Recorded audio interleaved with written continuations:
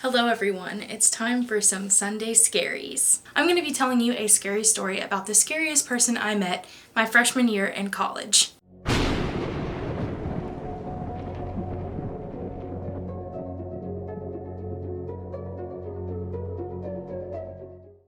If you don't already know, I am creating content every single day either here on our channel or over on my blog, theopinionatedone.com. I'm still a little bit unclear as to what I want to do on the weekends, so you might have a video Saturday or you might have one Sunday like today. Alright, so where to begin? I wanted to start off and tell you guys that I did try to put this on Reddit No Sleep, but apparently this was not scary enough for that. And then I tried to put it on Let's Not Meet on Reddit, but there was some issue there too. I don't know what happened. So since none of that worked out, I thought it would be great to share the story here on our YouTube channel. I went to college and I was a freshman in 2011, and I started off the year in band camp. So if you don't know, a lot of band camps actually meet several weeks before school starts, and that's so that we can establish a show and kind of get a little bit of practice time under our belt before we're distracted by class and other clubs. So during band camp, I had met one of my best friends, I'm gonna call him Trevor for the purpose of this video.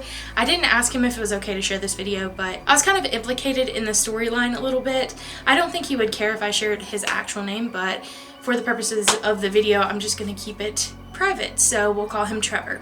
So Trevor and I became really close during marching band. We became really good friends, and we're actually still friends today. And I'm telling you this to let you know that by the time the school year started and we started meeting new friends, we were already close. During the first week of classes, we met a guy who I'm going to call Brian.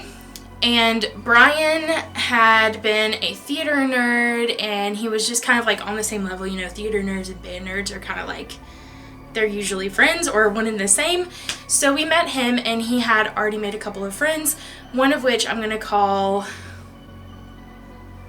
Jake. Now, Jake is the terrifying person that I met in my freshman year of college, and I'll obviously explain that. But you should know that Jake, Trevor, and I, as well as Brian and a couple of other people, were actually friends at one point. So we found out that a lot of us had a similar schedule, so we started to go to lunch pretty much every day or every other day together. Somewhere along the line, we met a girl named Marley, that's what we'll call her. She was a commuter student, so she hadn't had a chance to really hang out with a lot of residential students, and she kind of sat alone by herself, so we decided that we would say, hey, come sit with us, and we became friends with Marley. I don't think that we ever hung out outside of the cafeteria. Like, if we did, it was on campus. It was never in like someone's dorm room or someone's area, at least the whole group.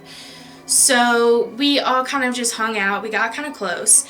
And before I go any further, I kind of want to describe Jake to you guys so you can understand and visualize kind of who he was.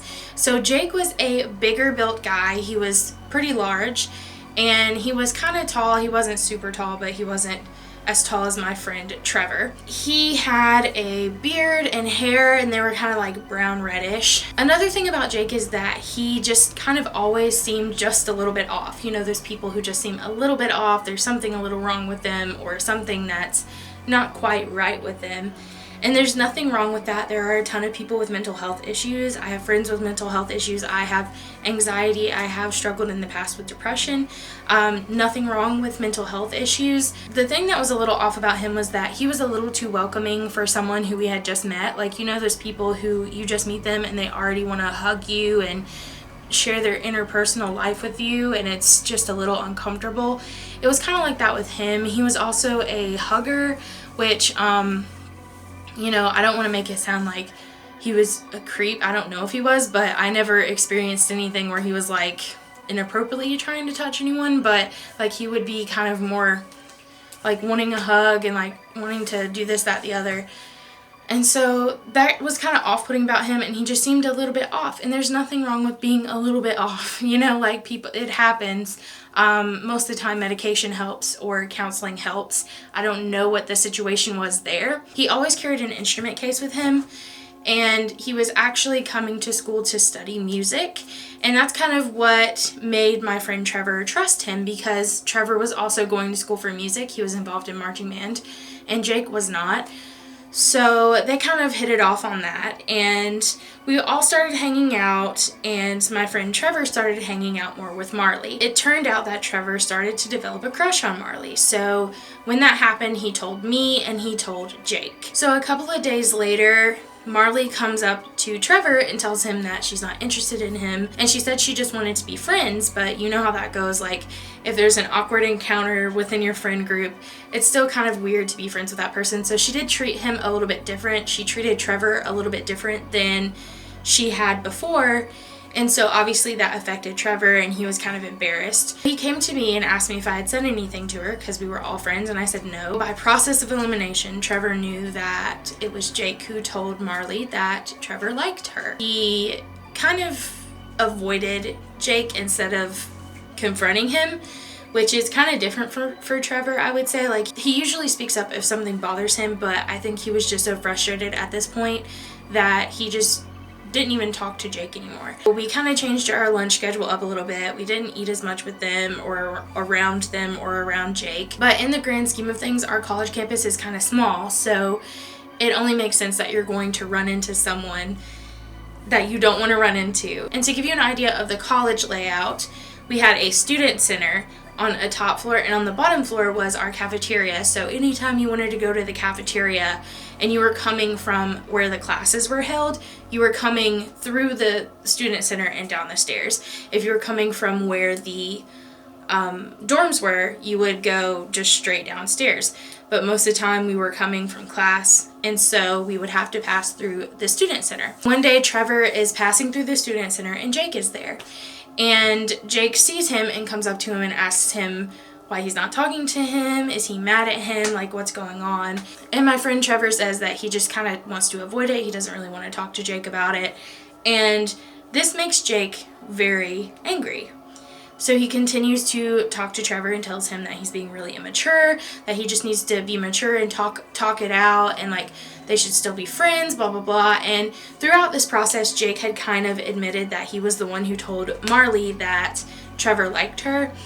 And so when that all came out, Trevor was like, dude, I don't want to be your friend. Like, it's fine. We can just go our separate ways.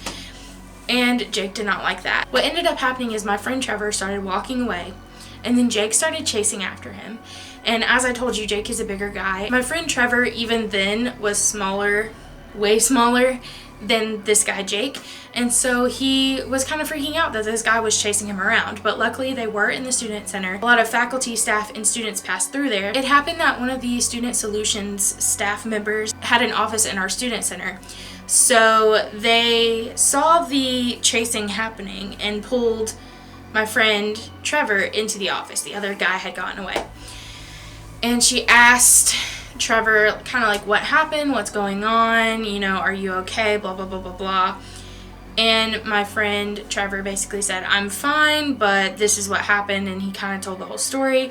And I don't know if the staff member made a report or not, but whatever happened, you know, my friend Trevor didn't get in trouble. He was just kind of released. Obviously, he shares this story with me as well as some of his classmates and some of his professors. Like I said, the campus was kind of small, so we didn't have like a whole lot of people that we didn't know in our majors. And so he told the professors, and the professors knew the guy, Jake, because he had come into their classrooms, obviously, because he was there studying music. Or so we were told. We had talked to some of the professors about it, and some of them got curious, so they went into our email system. If you had someone's name that they put on their application, you could type it in and their email would pop up. They did that for this student, and no email popped up for Jake. So they also said that Jake was not actually on their rosters. This guy was not a student at our school. It turned out that he was walking onto campus almost every single day with his instrument, with a book bag, looking like a student, walking onto campus, not being stopped to ask for student ID. And he would go and sit in on music classes that people paid for. Now, a lot of people might not think that's creepy. There is such thing as like classroom observances and stuff where you can kind of like sit in on a class and see if it's for you. But this guy was not only doing that, he was coming onto campus. He did not have a job that never came up, and he was always at school pretty much every single day, all day. He didn't have a job, but he was coming into our cafeteria and paying to eat because he didn't have a meal plan. He wasn't a student. You couldn't have a meal plan unless you were a student, faculty, or staff member. And he was coming onto campus paying probably $7 to $8 almost every single day to eat on campus, and he didn't have a job.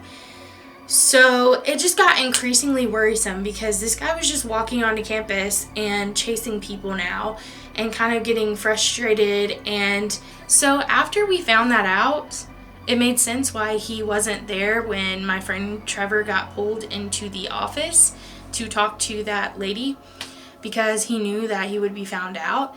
I think I saw him a couple more times that year, and he never really tried to talk to me, but I knew that he was still walking on campus every now and then. I would see him, but I never had a run-in with him again, and I remember that I stopped seeing him after that. I still, to this day, have not seen him walking around in the area or anything like that. It's kind of like he just fell off of the map. But it was definitely a creepy situation, and what makes it creepier is the guy that I told you about, who was a mutual friend, Brian. He didn't tell us, but he actually knew the entire time that this guy was walking on campus and pretending to be a student. And he actually told us that he knew he was pretending to be a student. So it was never a, like, I'm coming onto campus to try out some courses or to see how I like campus. It was always I'm trying to pretend to be a student so I can have friends. And it was just such a weird situation because the community there is so welcoming, and it seems hard to believe that he would have had trouble making friends. So to lie about who you are and come on campus and scare a bunch of people simply for the fact that you want one or two more friends seems a little bit much. But that was the first Sunday Scaries. I hope you guys liked it. It was definitely a scary experience for me and for my friends. And I hope you guys will enjoy this series. I do have a couple more story times in my bank of knowledge. So I hope you guys will check back here and check out a new video. Stay tuned for new videos and new content all throughout the month of October. Again, if you like to read, go over to my blog, theopinionatedone.com. You can find a ton of Halloween content on there and spooky season content, as well as right here. Check back for the rest of the week for new videos on the channel, and I will see you guys in the next spooky video. Bye!